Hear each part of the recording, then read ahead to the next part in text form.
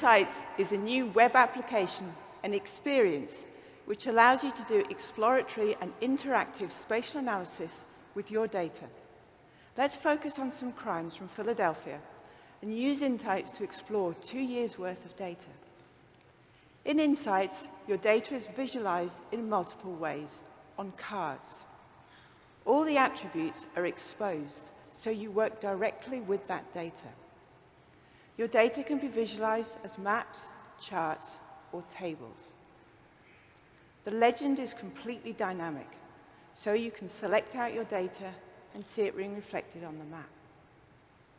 You'll also notice that all the cards are linked, so everything is interactive. I can select by type of crime, by year, and you'll notice that my map is updating, so now I can also see the spatial pattern at the same time. You can bring into your data onto any page from multiple different sources. For example, you can add your data from your organizational account, from Excel, and this can have multiple sheets, and also from databases, such as SQL databases. Data can be spatial or non-spatial. Sometimes you can geocode that data, or you can just start to work with that immediately. You can work with your non-spatial data and spatial data together. You can work with it as tables or even as charts.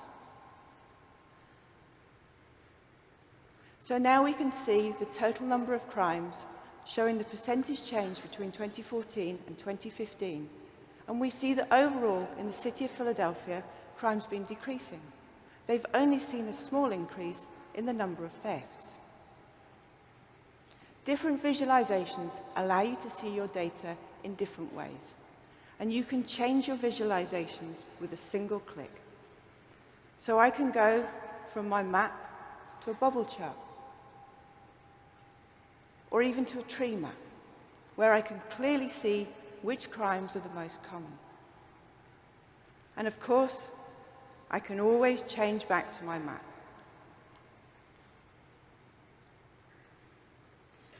On the back of the card, we report the summary statistics. I'm working in a browser, but I can still work with large data. I'm working with over 125,000 incidents in this data set.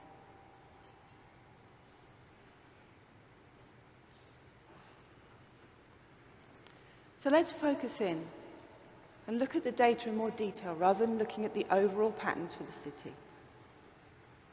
Spatial analysis is very much a key part of Instights, and this can be done through drop zones or even by using the action button, where all our spatial tools are exposed. So let's aggregate the number of burglaries into my police service areas.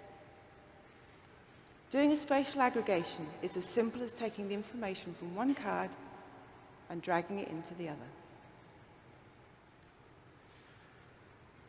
And if I did that too quickly, everything I do in Instights,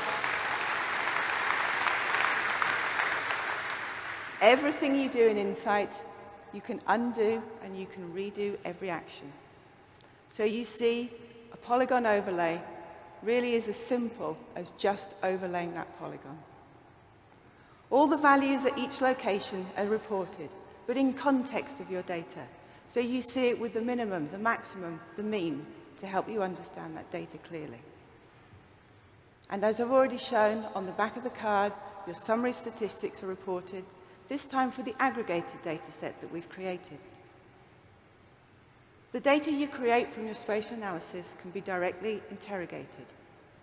So now I can look at the total number of crimes by each one of my service areas. So repeating that analysis across my 2 years of data from 2014 and 2015, and placing my cards side by side, I can now quickly pick out areas where in fact we have seen an increase in the number of burglaries.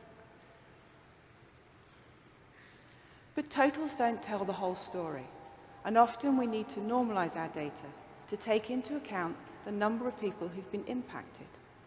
I can do that very easily in my data table by doing a field calculation. So having calculated those rates, I can change my data type to being a rate. And now, as I drag that variable across, you'll see it's correctly visualized as a choropleth. So do my rates increase in the same way as total number of crimes? Visualizing them in a scatter plot, we can see if those two variables increase in the same way. We see that there is a relationship, but when I put on the line of best fit, it's a very weak relationship. The spatial resolution in our data can sometimes hide the patterns that we're looking for. And in Instights, it's very easy to explore your data at a different spatial resolution. So let's have a look at one particular area in detail. So how am I going to select out an area of interest? That's right, I'm going to take the polygon from that area, and I'm going to drag it over to my other card, and now you'll see it's filtered out that area.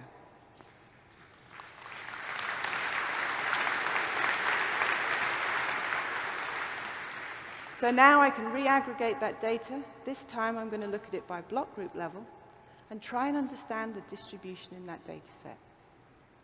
By using the Action button and changing my tab to Find Answers, I'm now given some helpful suggestions, rather than the spatial analysis tools, as to how I can get more from that data. So I want to understand how it's distributed, and I'm going to use a histogram. So this has been the total number of crimes I've got in each one of my areas, and by selecting on the graph, I can quickly see reflected those areas where I have high numbers of crimes or low numbers of crimes. So through this quick exploratory analysis, we've managed to gain some insight into crimes in Philadelphia. But there's just one more feature that I'd really like to share with you. Throughout my whole analysis, everything I've done has been recorded. So I can rerun that workflow.